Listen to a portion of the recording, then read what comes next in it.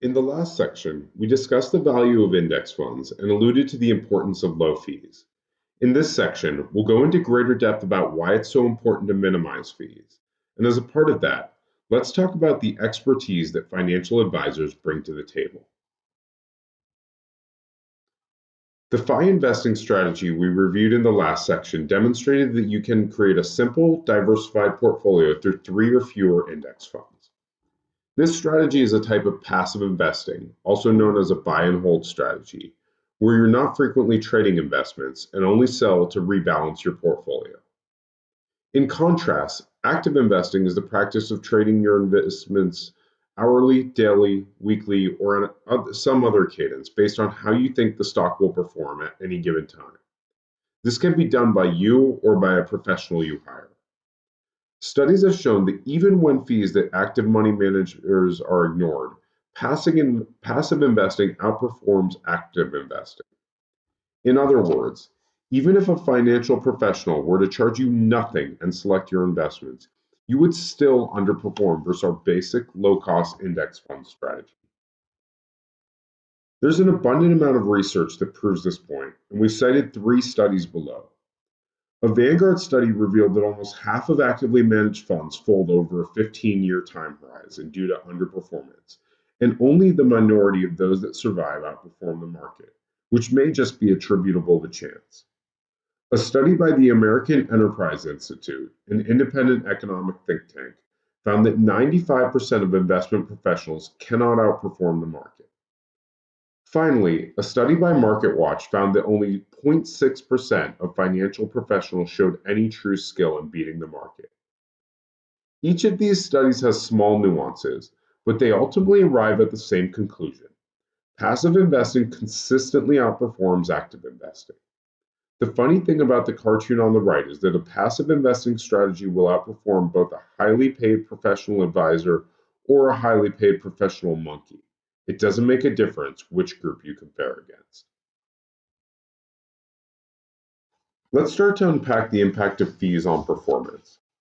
The below chart shows 2 parallel scenarios of an initial 100K investment over a 25-year time horizon. One that includes no investment fees and the other that includes a 2% investment fee. With a 6% annual return and no fees charged, the 100K investment yields $430,000 after 25 years. Not too shabby. However, the same initial investment, with a 2% fee, yields only $260,000, a whopping 40% less. So a 2% annual fee wipes out $170,000 in earnings, almost half of your final account value. Keep this in mind as we discuss fees in the next few sections. Let's talk a little bit about financial advisors and the fees they charge. Advisors can have different business models, and while some are valid, some are absolute ripoffs, quite simply put. An advisor can make money in a variety of ways, including any combination of the fees listed on the left. The first two, commissions on trades and the selling of financial products, have clear conflicts of interest where the advisor has incentive to act counter to what's best for his client. You would be wise to walk away from anyone who uses either method as any part of his or her compensation. The financial independence movement also frowns on number 3, where you're charged a percentage of your assets each year, typically 1 to 2%. So if you had a $300,000 portfolio, you would pay $3,000 to $6,000 a year for the privilege of having your money managed. Can you think of any area of your life where you'd pay thousands of dollars each year with so little thought?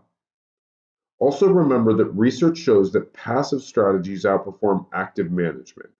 So not only is this portfolio expensive, but it's also unnecessary.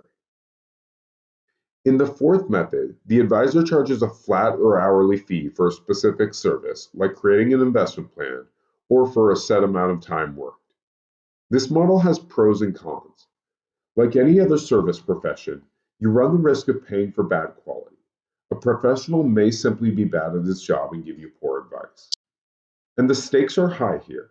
This isn't like going to a restaurant and having an overcooked burger with slow service.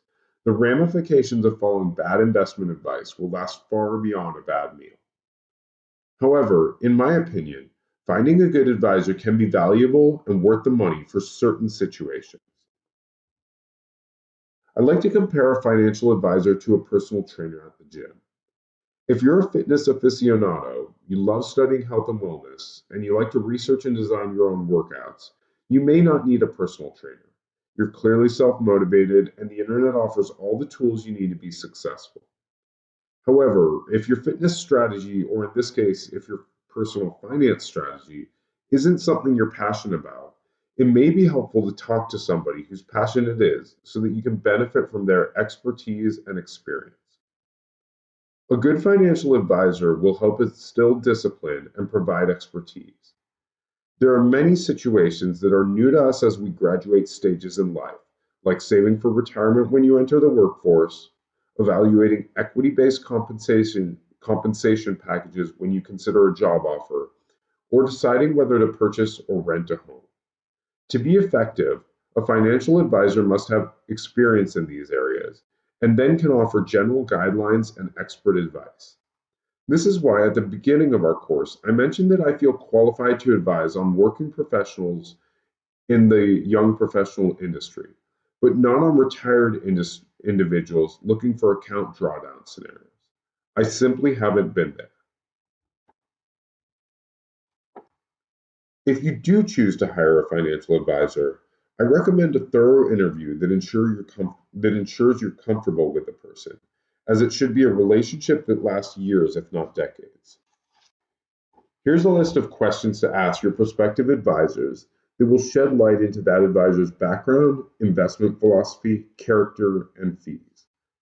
I recommend interviewing multiple advisors so that you have different points of comparison. Now that we've discussed active versus passive investing and the pros and cons of financial advisors, let's recap the different ways you can make your financial decisions.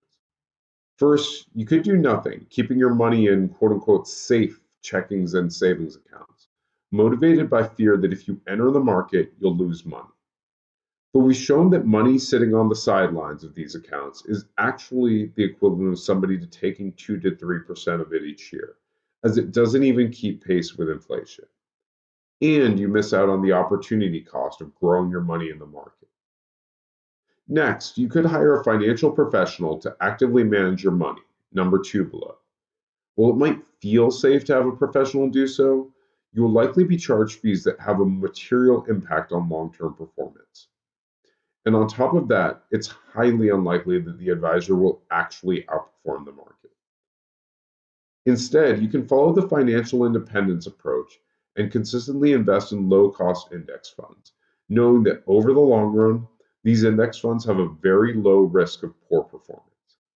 This requires an entirely manageable amount of upfront work to set up and automate your investment, and requires even less effort after that.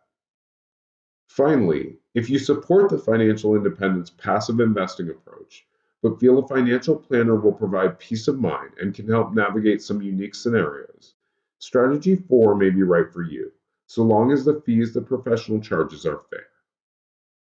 Strategies 1 and 2 make absolutely no sense to me. Strategy 3 is the crux of financial independence, and I can see situations where the fourth strategy may make sense as well.